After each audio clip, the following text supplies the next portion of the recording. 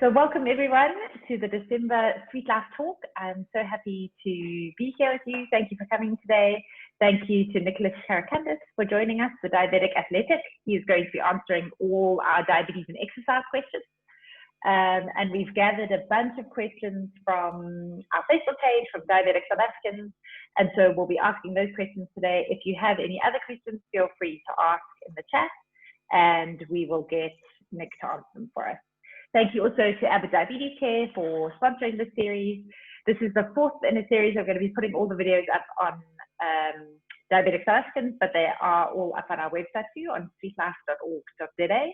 And we've done one on mental health, one on diet, one on foot care, and one on exercise, because those are the things that we've noticed people have the most questions about. So if you have any questions about those, you can also check out the past issues of Sweet Life Talks. So Nick, tell us, how did you come to be doing this kind of work? Can you tell us a bit about yourself and your diabetes? I know you have type 1 diabetes. How did you come to be doing this work and what do you love about it? Oh, absolutely. Well, first of all, thanks for having me here, Bridget. I'm very happy to be here today and to be able to answer these questions that we're going to go through. As you know, my name is Nicholas Caracandas, otherwise known as, I've heard a lot of people say recently, the Diabetic Athletic, but Diabetic Athletic is just a platform for other diabetics to try and live slightly more athletic lives. But I was diagnosed with type 1 diabetes when I was 8 years old. My mom had been diagnosed 5 years prior to my diagnosis. So I had a good 5 years to have a look at what diabetes looked like, but more so what I didn't want my diabetes to look like. My mom struggled with her diabetes. She didn't have much of a support system. She had very little advice when she was diagnosed. I saw that as a 6, 7, 8-year-old. And she had plenty hypos, a few more, comas than she should have. And so that was really, when I was diagnosed, we pretty much knew what was coming. The symptoms happened and we didn't wait for very long. I had an unquenchable thirst. I was going to the toilet every 5 minutes. My eyes were red, my mouth was dry, low energy, just felt exhausted and sickly. And so, we knew. Fast forward through high school. That was a big challenge, as I always say. The minds of a teenager aren't really wired to think of future consequences, and diabetes is the kind of condition where you have to say, right, I know that I'm going to feel fantastic today and tomorrow and the next day, even though my sugars are high. Well, fantastic, but I have to understand that it is a progressive illness, and so, as a teenager, you don't think about anything in the future. You think everything ends at the end of school, when in fact, we learn it doesn't. So at the end of school, I job shadowed biokineticists, trainers, and nutritionists. I wanted to go into nutrition. I ended up not going into nutrition because, it was a very female-based industry at that time. And as a 17-year-old, I suppose I just judged the industry a little bit prematurely. And I said, no, that wasn't it. And here I am in nutrition. So I studied personal training because I needed to look after my own diabetes first and foremost. My endocrinologist, when I was diagnosed, said to me that I'm going to be facing a crossroads and I can either make a decision to control my diabetes or I'm going to live a life where it's going to be controlling me. And that stuck with me from the day he said it. And so I figured if I was going to sit behind a desk all day long, knowing that wasn't my strong suit anyway, I was ADD at school and very difficult to concentrate. I loved sports, but I couldn't, sit still for very long. And so I thought going into the nutrition world where I could focus on my exercise and my nutrition to assist a condition I thought and knew I was going to have for the rest of my life. That's what got me into the industry that I'm in at the moment. And then to cut a long story short, I've owned 3 fitness facilities in the past 10 years. I've been a certified strength and conditioning coach for just shy of 15 years. And I've been diabetic for 26 years now. 26, wow. And your mom, were you able to share any of this knowledge with her or did it all come too late? No, it's never too late. Diabetes is a very slow turning wheel. Diabetes turns in the direction that you are turning it. And it's a very slow turning wheel, and that can be a blessing and a curse. When we're doing things to go into the right direction, if we've been going in the wrong direction, it's first going to take time to first almost slow that wheel down from turning the one way, and then it'll start moving into a direction that we want. And we only really realize that once we go into any kind of diabetic complication. We notice that we'll often pay attention to the symptom, like stinging feet or trigger finger, having the operation to get rid of the trigger finger. But what you want to do is not treat the symptom. You want to treat the cause, because the cause is what's going to cause that wheel turning in either direction. And so for my mom, it wasn't too late. However, she had done some significant damage over the years. And although you can't reverse that, you can make sure that no more damage is done. And well, that's what we're doing for her now. Amazing. I think it also must be so fascinating to have, because with type 1, so often you're the only one in your family because it's not hereditary, it's genetic. And so it must be so fascinating to have someone else walking the same journey with you who is also a member of your family, but also, I mean, what a vivid motivation to see that it's possible to fall into a coma if you're not looking after yourself. Like that must have, I don't know, scared you into submission in the beginning. Yeah, that was and scary. maybe. I actually only remember the first one. Sorry to interrupt you there. I remember the first one. I just remember hearing a massive thud on the floor and then, going in there, frothing from the mouth. But that was because she had given her nighttime insulin with no food. She had a salad. So there weren't enough carbohydrates or fats in the system to catch that insulin. That was a good lesson for me to learn that I need my bedtime snack when I give, when I was on long acting. Yeah.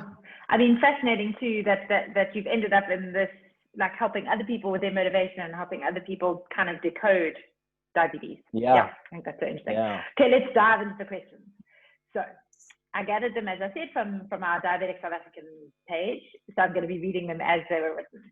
The first was about hypos after exercise, so low blood sugar after exercise. And we have got this question on our community a lot. And Ma said, the more I exercise, the more hypos I get and the higher my cravings and hunger. I exercise 4 times a week and I eat before I exercise and I still go low during or after exercise. I'm really feeling overwhelmed. What do you have to say to Anmar? All right. Well, first of all, to Anmar, that is a very, very good question. I was happy to see that one come up. This answer is just a little bit longer, or it will be a little bit longer, just because there's a few things mentioned there. And I want to try and give each thing each part of that its due. So the first is, the more I exercise, the more hypos I get. Now, this is understandable. I always say we're only ever 50 squats or a brisk walk away from our sugar levels dropping. Okay, this highlights the fact that exercise acts as a second insulin for us as diabetics, regardless of whether you're type 1 or type 2 or even pre-diabetic. And so knowing this means that we can anticipate a hypo or prevent it before it happens, rather than having to react to them after the fact. And that's diabetic control in its simplest form, being able to anticipate a reading rather than have that reading happen and then react to it. Takes a little bit of practice, but that's really control in a nutshell. The struggling diabetic will constantly be reacting to their sugars, and the more thriving diabetic will be able to anticipate it. And so that's really the litmus test to see, where we are. So to address the first part of the question for Anmar, the key is to understand what type of exercise that you're doing, and to be a little bit more knowledgeable about how much insulin you have on board before starting the exercise, and then the timing of your insulin and the nutrition, the food that you ate before the exercise. So carbs and glucose in this case. Another example here would be a strength workout and giving insulin to accommodate for the spikes that we often see in strength workouts, rather than to exercise and react to a spike after it happens. And so I guess the most simplest answer for that is to really understand the type of exercise. If you're getting hypos before your training, it's most likely because your training is slower and more steady state in its execution. And that means you're going to have either start your exercise a little bit higher, knowing that you can anticipate the drop, or to have some sugar. And then you will want to find out your specific amount of sugar that you'll need for that kind of workout. Some people will only need 15 grams, while other people will need 35 grams or 25 grams. And so to test and retest would be the key there. The second part of that question is that he's about the cravings and the hunger. Now, activity requires energy. Energy is another word for calories. We need to see food as energy sources. Excess energy means excess fat mass if those energy sources aren't used. Too little energy eaten and your body will start craving it in some way, as if it starts to crave anything to eat. If you were asked to run, across the desert, you'd start needing some fuel. You'd need water, you'd need hydration, you'd need food, because you'd be exhausted. If you don't fuel your activity, your body craves anything and everything. It doesn't care. Its only purpose is to survive and keep us safe. And so this is likely where the cravings are coming from. Either, you're not fueling the activity, or you're eating hyperpalatable foods that are leaving the taste buds wanting more, and your body needing proper fuel instead of the stuff that we, feed our emotions with. And then the last part of that. Hyperpalatable? Wait. Explain to us what hyperpalatable means. Hyperpalatable are foods like carbohydrates. Those are hyperpalatable foods. So most people will think that carbohydrates are the foods that cause us to gain weight, when in actual fact, carbohydrates are just hyperpalatable foods. They're really tasty. They don't give us energy for a very long period of time, but they're delicious. And so we want them with every meal. So what ends up happening is that we end up over-consuming hyperpalatable foods, because that's what your palate wants. Proteins are generally quite bland. You've got to have some good spice on there for them to be nice. A piece of cake, you don't really get much on the palate. Don't like salt and pepper on it. Yeah, exactly. So hyperpalatable foods are most likely the largest cause of cravings. We eat them, and so we crave more of them, and they don't really sustain us for very long. And so that ends up happening throughout the day and throughout the days. And so the overconsumption of those foods are really what's to blame, rather than that food being the type of food to blame. Okay. Yeah. Thanks. And then Sorry, you were going into the third part? Yeah, that was a good question though. And then the exercise 4 times a week, and eating before the exercise while still getting hypos is something that's really important. So you kind of I have to answer that question with a few questions. And my questions would be, what do you eat? And when do you eat it? Do you give insulin with your meal? And how much insulin is on board when you start your exercise? So we all know that we've got to eat before we exercise, because that's us simply trying to anticipate the low. But what we don't take into consideration is what we've eaten and when that's actually going to kick in, and also how much insulin we've given and when that's going to kick in. So for most of us, we know that when we do a strength workout, our sugars are going to rise. That's all over the internet. That's what everyone knows.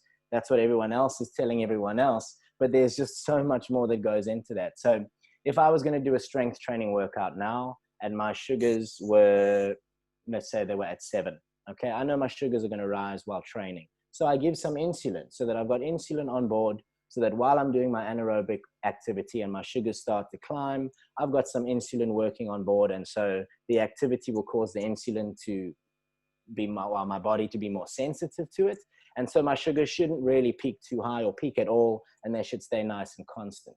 And that is how it actually works. However, when you give your insulin is really what matters.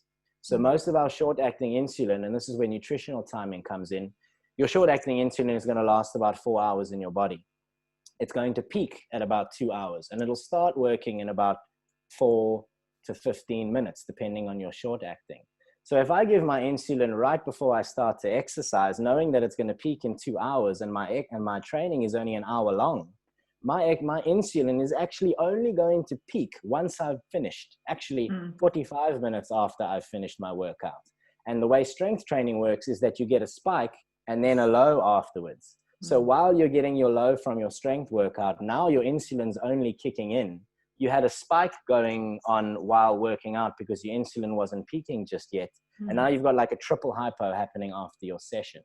And so that brings me back to that point is you want to understand the type of exercise you're doing. Is it going to lower your sugars? Is it going to spike your sugars? And then you need to ask yourself, when's my food actually going to kick in? Or how much insulin did I give? How much do I have on board? And when did I give it? Because it will only peak in 2 hours. And so I always tell people to do their workouts, to either give 50% of their insulin for the meal before they work out, or to at least wait about an hour, hour and a half before they start exercising. Because then you've got some insulin on board, just not your full dose. That makes so much sense.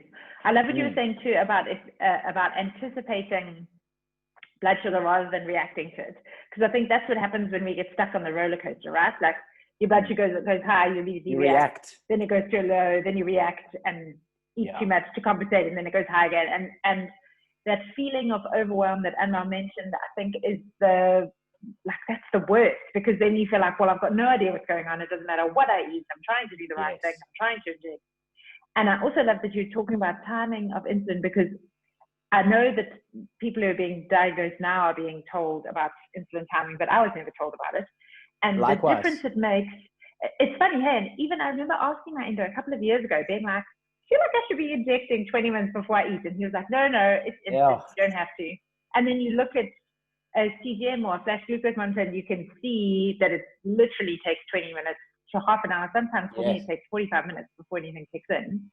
And so once you understand that, it's like one more building block of knowledge, so that it's not, you're not looking at your numbers and being like, where did this come from? And I feel like that's just the goal, right? Is being able to look at a number and understand it. And no one tells you that, though. No one actually tells you that. But the reacting thing, I don't think anyone's going to get this analogy, but if you've ever played a racing car game, right? If you can't get the steering right and you go right and you hit the side, right? Sometimes you'll oversteer to turn left, and all of a sudden you start hitting each side, right? Instead of just kind of going through the middle. And that's really what your graph wants to be. So as soon as you've got a high, you know that you're going to give a rage bolus, and which means you're going to have a drop. And as whenever we have a significant drop, we normally don't just eat 15 or 20 grams and then wait 20 minutes. Muscle through it. You know, you've got to accept the panic, knowing that you've got sugar on board and you're fine. But that's also another thing. I know I'm drifting a little bit here, and I'm going to put a full stop on the sentence, but your sugar timing for a hypo is extremely important. The same as your insulin timing. You can't eat an apple for a severe hypo. You're going to then eat more and more. So liquid glucose, if you think of a glucagon injection, the reason it's liquid is because it kicks in far faster. So if you don't have a liquid glucose and you're chewing stuff, and God forbid something does happen and you do comatose, at least having glucose in, you're able to have got 2 of these in the system that can react while in a comatose state. If you are in one, well, it's too late. You know, you can't eat more, and no one can feed you more either, because, well, you'll choke. So explain that a little bit more to me, because I have juice next to my bed at night in case I go low at night, which has been a complete game changer for me, because before I used to get up, if I went low at night, I would get up and walk to the fridge, and there's like nothing worse than a nighttime low when you're half asleep and then you're looking at the fridge. And now I'll just drink a juice and then that's fine. But during the day, I got what I thought was such a good tip, to carry around a little box of jelly beans, because each jelly bean is 1 gram of carb. But if you chew sugar, does it take longer than if it's liquid? So yes, it does. So if you think about it, so 6 jelly beans it's 1 gram, 6 to 12 jelly beans. It's person dependent, but that's kind of the, 6 to 12 wine gums, same thing. If you're having a severe hypo, all right, chewing something, you don't have that much time, right? So while you're chewing it, it's not in your system just yet. You are taking some through the cheeks, right? But you first then have to swallow. And then that needs to be down. In 2 seconds, I can consume 20 grams of sugar right here in a liquid, because it goes in much faster. Now, if you feel that you're about to pass out, you can drink a second one of these quite quickly. Now, let's just say, again, worst case scenario, you drink this and you go, geez, this is a little bit more extreme than I thought. Let's say worst case scenario, you feel you're about to pass out and you got a second one. You can quickly drink a second one. Let's just say the pass out does happen. This is still in your system, and potentially someone coming to you and smacking you on the cheek will wake you up. If you're chewing jelly beans and that happens, you can't chew faster. You can't put another 12 in your mouth. And so that's just, that's a real worst case scenario, but that's a very good benefit. Now I'm talking more about like a mild low when I'm out. Oh yeah. No, mild low, I have fruit pastils. Fruit pastils is my go-to. I love them. I used to eat raisins, and then I ate them so much that I now can't stomach raisins anymore. It's the same so as I want me to go for the health option. Now that. Okay, back on track. This is fascinating. It's so lovely having someone who knows about so many different aspects. Highs after exercise. So Sharon wants to know, why does my blood sugar rise after exercise? And you've mentioned already that if you're doing strength training, it does. I still don't understand why, though. And is it only strength training? No, yes, and no, Josh. You'll notice everything diabetic related is a yes and no kind of answer. And the reason is, I often get people asking me, what can I do? What plan can I do? And my unfortunate and fortunate response is that no professional, no doctor, no one can give you a prescription without knowing what symptoms you have, what your goals are, what you're dealing with, what medication you're allowed to take. You know, you can't phone your doctor and say, hey, I've got a headache, write something. He needs a little bit more info. And so everything diabetic related is going to do with the diabetic in question, because everything that we've got to do has got to do with our limitations more than our abilities. And so we've got to start from that place. Now, as far as exercise, sugars rising through exercise, this can be caused by a few things, but the list isn't too long. If our glucose levels are rising when we exercise, it's most likely due to us not having enough insulin on board. It's the same as when we wake up in the morning and we notice that for those of us that use a pump or for those of us that don't, you're likely going to wake up with very little insulin on board, even if you gave long acting when you went to sleep, just because of the amount of hours you've been sleeping. For us using a pump, we're on short acting. So we get 1 unit or whatever our basal rate or basal setting is set to. It'll give us 1 unit every hour as our long acting. But generally you'll wake up in the morning with 0.00 units on board. Now, if you start anything, your day or an exercise routine that's going to spike your sugars with no insulin on board, your body is trying to get energy from somewhere. And that energy is going to come from glucose, which is going from the liver. Now, your body needs energy. So if you're not eating or feeding it, it's going to make it because it has to make it, right? And so you'll notice that your glucose levels will rise without insulin on board. So either not having enough insulin on board or the workout could be anaerobic in nature. And therefore, the body needs to have glucose in our muscles in order for our muscles to be able to contract and relax and move the resistance that's being applied in that workout. So when you do cardio, you don't need many muscles to help you with that task, right? Muscles are generally to support the skeleton, right? So very little lean muscle mass is needed for running. And when you do cardio, muscle absorbs far more oxygen.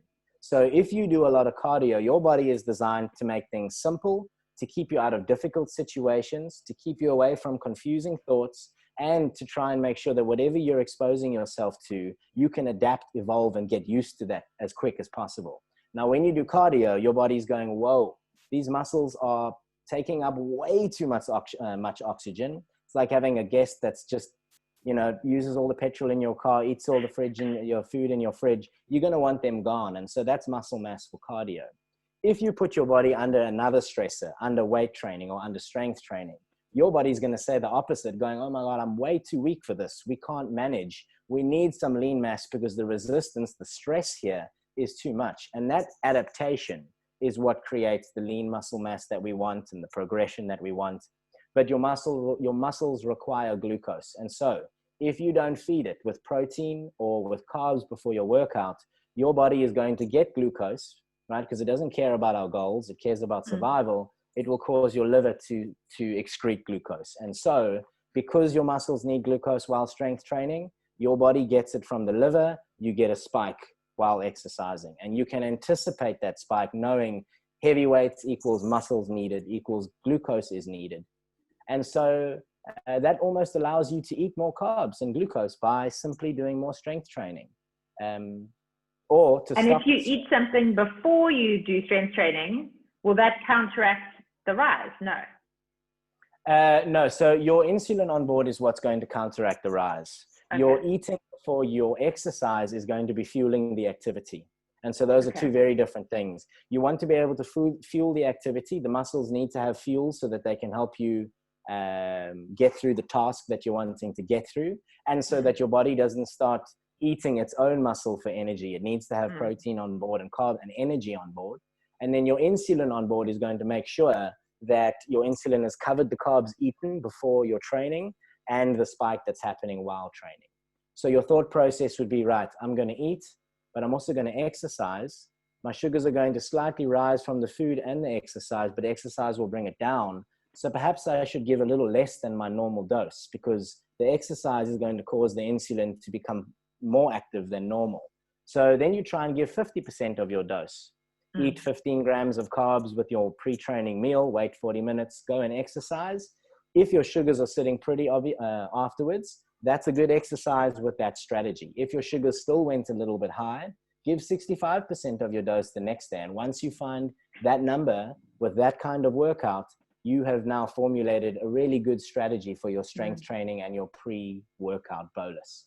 And as far as a diabetic, we need personalized strategies, not ones that we've found. It's the same as budgeting. I couldn't ask you to budget the same way I do because our earning isn't the same, but the point is the same. We need to save money so that we can pay for our kids' education and go on holidays. We all need to exercise so that we can be lean and feel good and so on. But the plan and how to get there has to be person specific. And what about if you have type 2 diabetes, so you can't be injecting insulin? Do you still get the same rise from strength training? Right. So that's the thing. If you're a type 2 diabetic, generally speaking, you're going to have insulin on board. You don't have no insulin on board. Otherwise, you would have to it's not such a silly question. It's actually a very good question. Type 2 diabetics are slightly limited in the amount of carbohydrates that they can eat. And that is only because it is up to the amount of activity and the type of food that they eat and their stress management and the medications they use that will cause the body to be able to either use carbs or not use carbs. Straight off the bat, as a diabetic, we are resistant to carbohydrates. Okay. The body can't use them as well as it once could, but that doesn't mean we can't have it. What it means is that our body needs our help. And as a type 2 diabetic, if you're sedentary, carbs are an absolute no-no. You just can't have them. However, as a type 2 diabetic that is insulin sensitive, that is eating carbohydrates and not affecting insulin resistance, zero carbs actually create more insulin resistance than anything else. If you're active, your body will be sensitive to your insulin, which means the very little bit of insulin your body makes as a type 2 diabetic will be having a far larger effect, which means more carbs.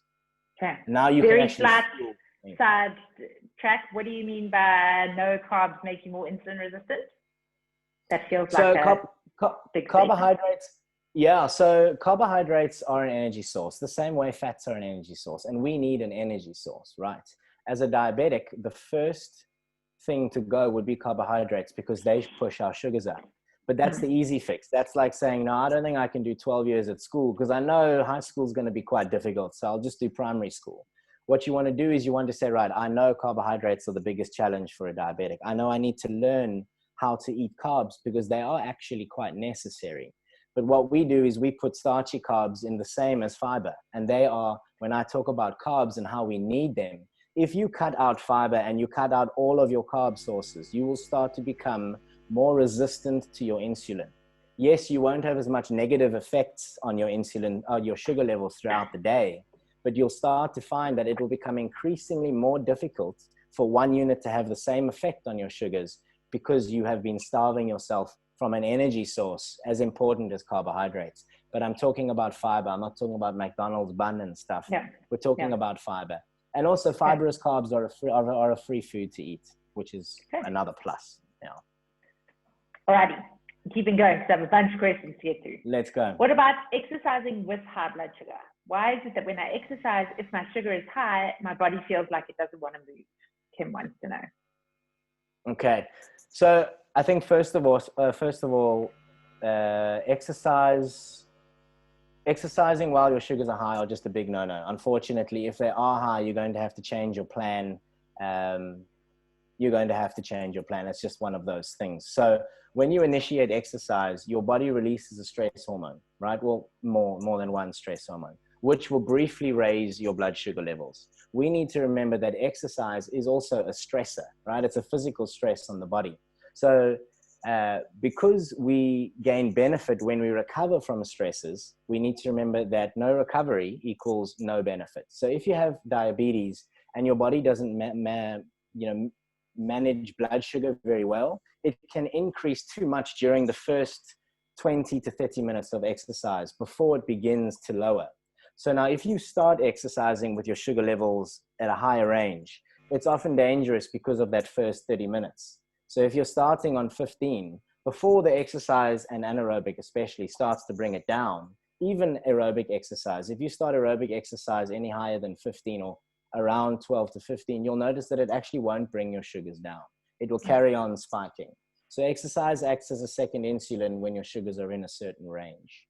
And so depending on how high your sugars are, it would depend on whether you would adjust your plan your style of workout, or leave it all together for another time of the day or another day. Okay. So Piwe wants to know, what makes me so exhausted after I exercise?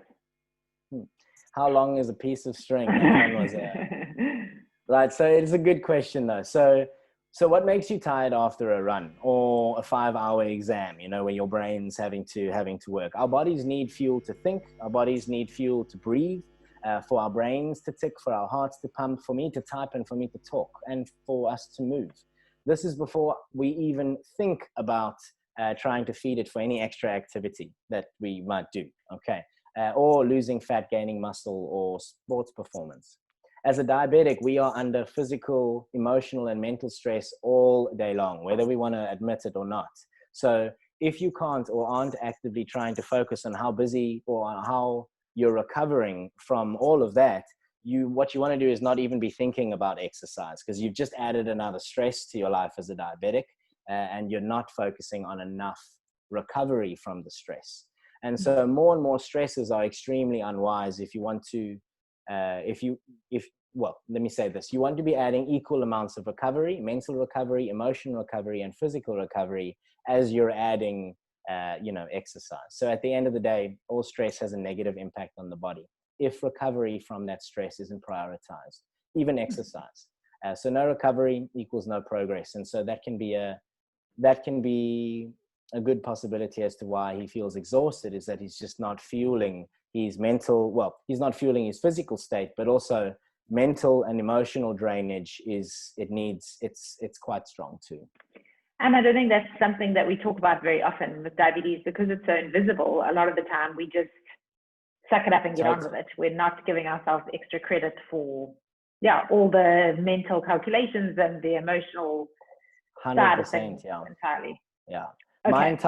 My entire program revolves around your emotional well-being for a reason, because without your emotional well-being, you can't even do exercise. You just can't manage it. It's going to break you. And so it's very, very important. Yeah. And then it just becomes one more task that you have to do, rather than something that should be contributing positively. Exactly. But our emotions. Oh no, carry on. Sorry. No, I love talking about emotions. I'm moving on to the next question. So finish this one first.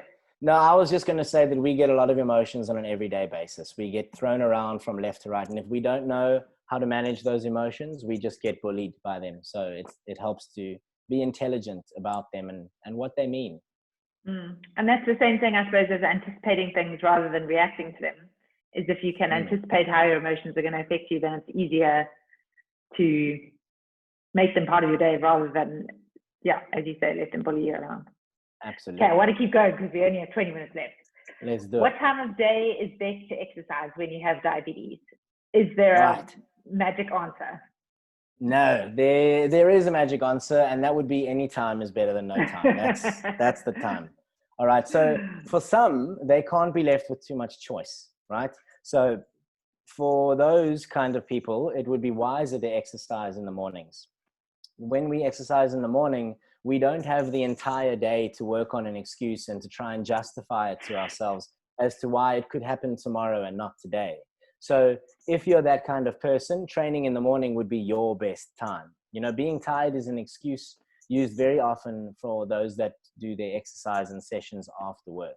But I always say, surely being tired of being tired is enough to make something happen. It doesn't always happen that way. That's how I speak to myself. I'm very hard. I'm slightly regimented with myself. I think that's my dad's fault. I'm not like that with any of my clients. It doesn't work. Doesn't work at all. But it kind of worked for me. So if you don't have energy after work, I'd say the best time to do exercise would be in the morning. If you enjoy, or you've got a running club, or you've got friends that you go and train with after work, then nighttime would be the best time, because now you've got a little bit of accountability in the day, and that's probably a time that you'll stick to because you've got other people keeping you honest. And so I think the real takeaway is any time, but imperfect action is always going to trump perfect action. So don't wait for the perfect time. Just get something done at any time of the day. Okay. Great answer.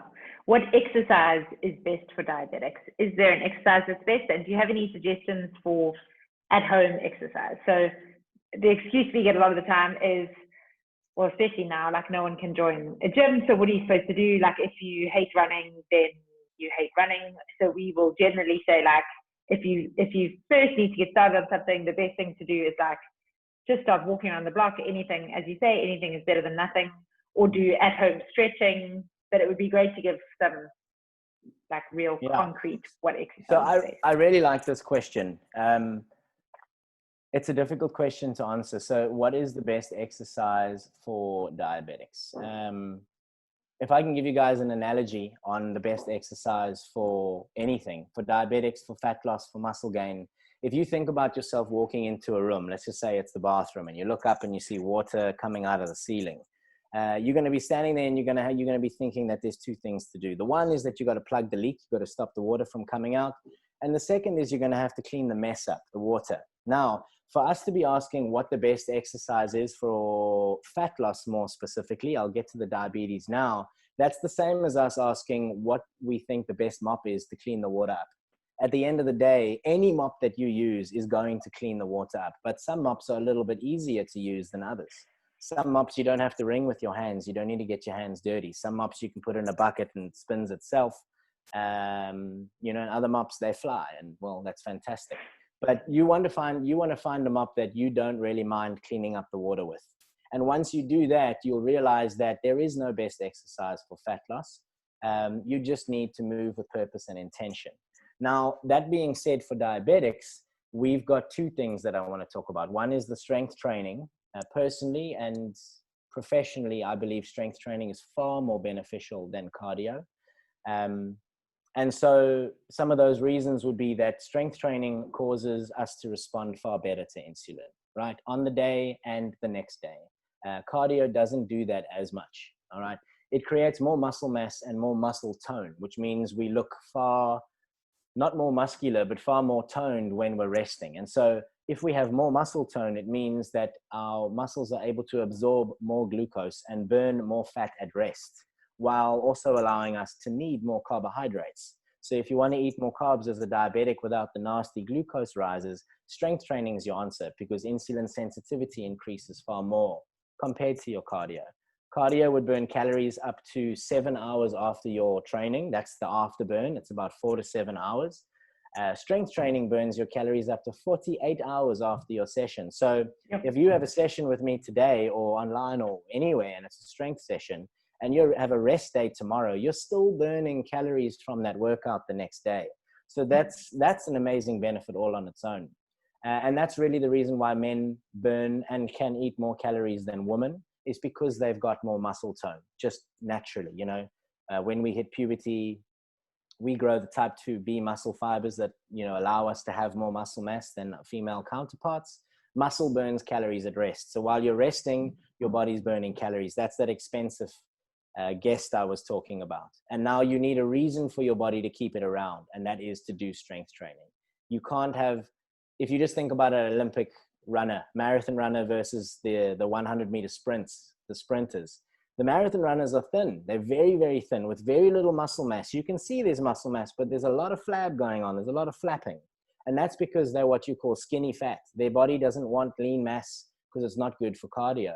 Now, if you look at a sprinter, that guy is as lean as they come. Those guys have all the lean mass. Now, I understand most people don't want to get that lean, but it's a very good example as resistance, high intensity sprints versus your long, steady state, easy cardio. And so you want to ask yourself, what body are you after? The lean one that uses more insulin and carbohydrates and burns more calories at rest, or the one that's under a lot more stress, because cardio is a massive stressor on the body. It's good for our mind, but it's excess cardio without enough protein intake really starts to cause you to break down. So I would say strength training is the number one go-to. And recommendations for workouts. Again, I would say any workout is okay. You want to remember that a plan is always going to be better than just random exercises. Diabetes doesn't like random. If you do a random exercise, you're going to have random sugar readings. And so if you're doing random exercises from Susan on YouTube and you're not really too sure about how it's working, you're going to have a random number after you finish your exercise. And that's going to throw you into a world of overwhelm, because you're going to say, oh, why?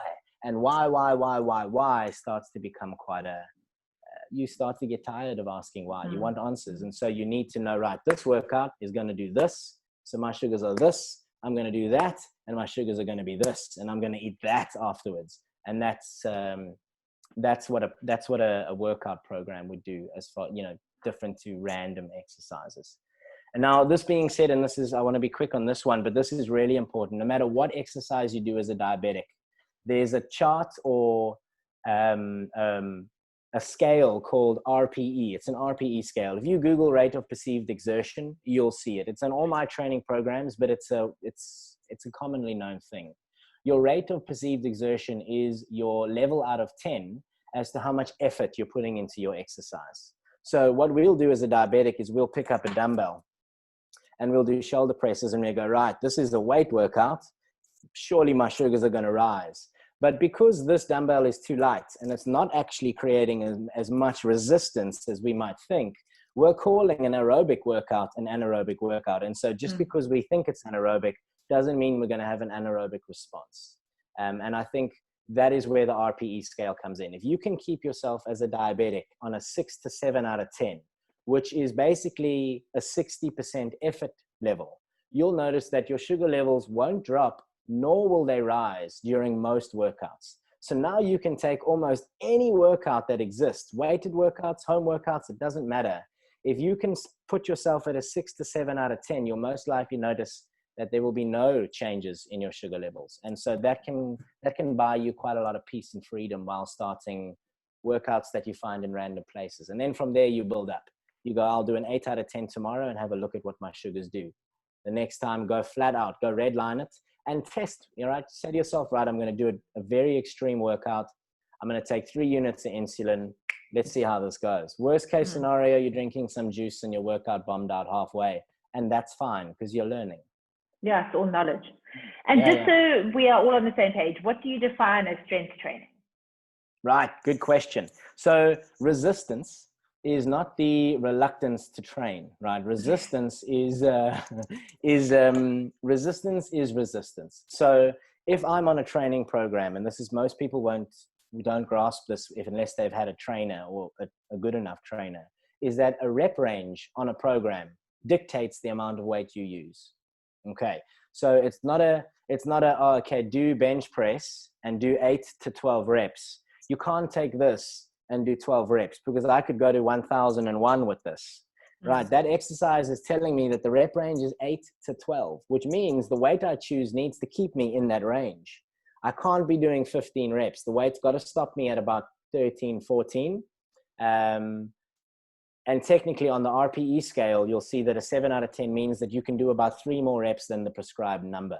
So that's what resistance training is. You need to have enough resistance on the muscles, time under tension. And so if an exercise says 12 to 15 reps, that weight needs to keep you in that rep range. And when it does that, that means you know that you are actually training with enough resistance on the muscle to call it a strength workout.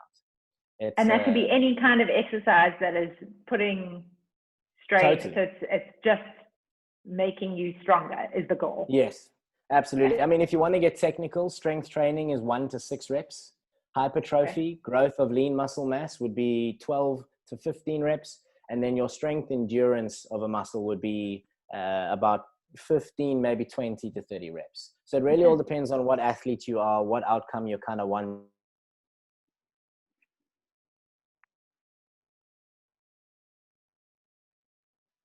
I've lost you.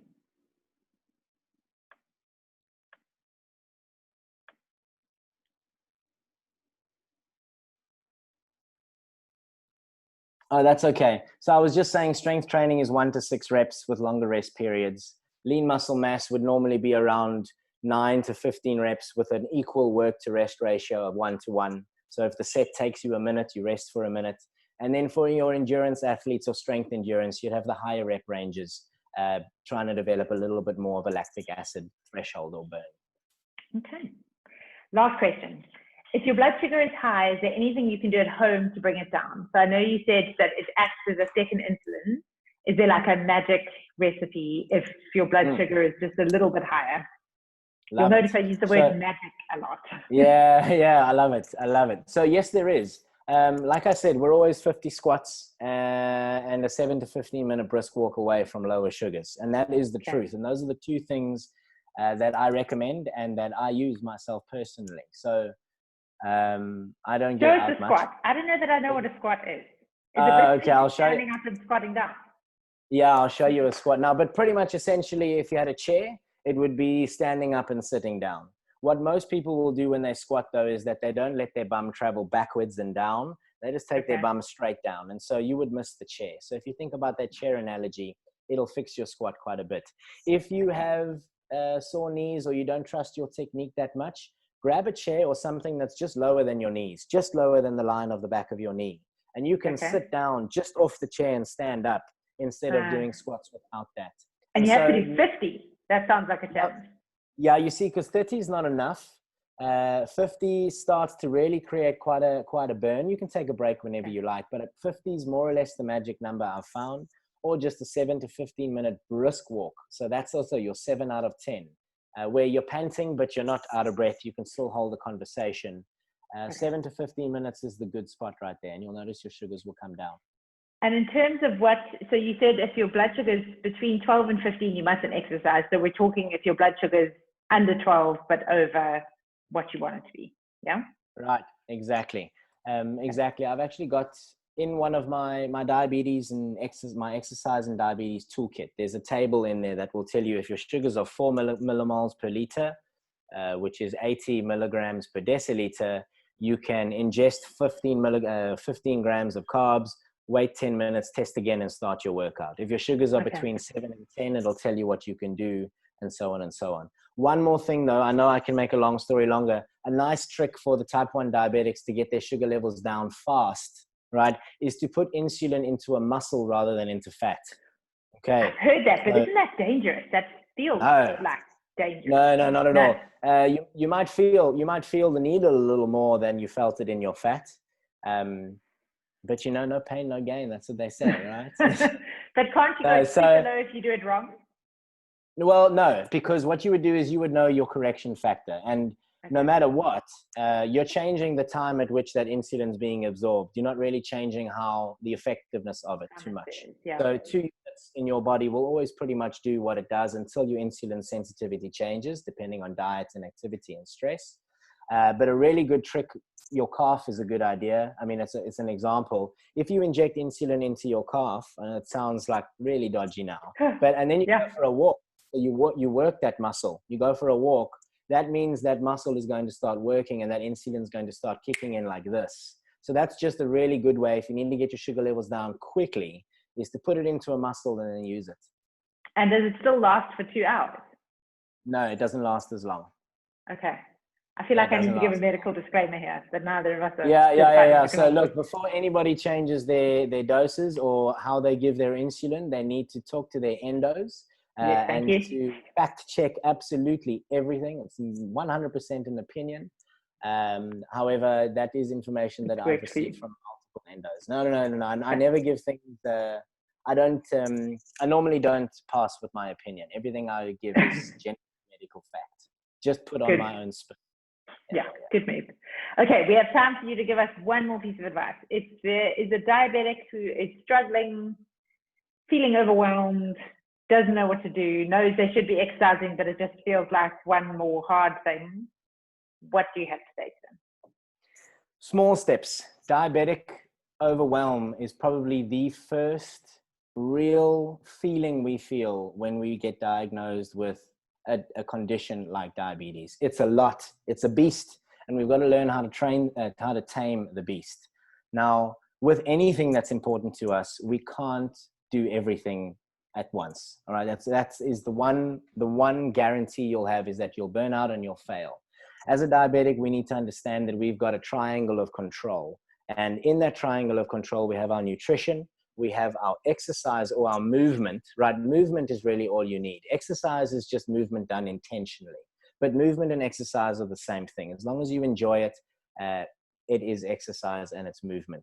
But we need to put our support and our medication together with your activity and your nutrition. Now, if you're missing one of those sides, those are the cornerstones to your control, then you would want to ask yourself, where could I be doing something just a little bit more, not much, just a little bit more on one of those areas? And you always want to ask yourself, do I understand my medication?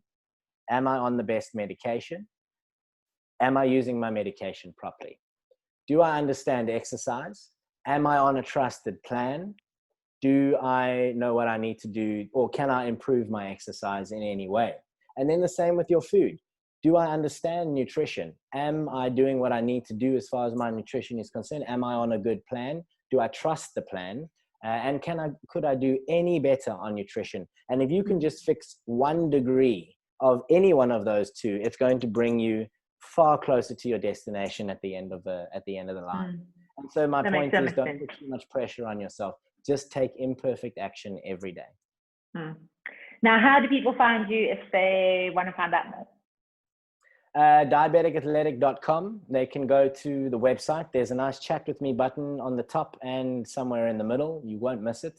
My ugly mug is right there and it says chat with me. So you can do that, or you can find me on Facebook, Diabetic Athletic.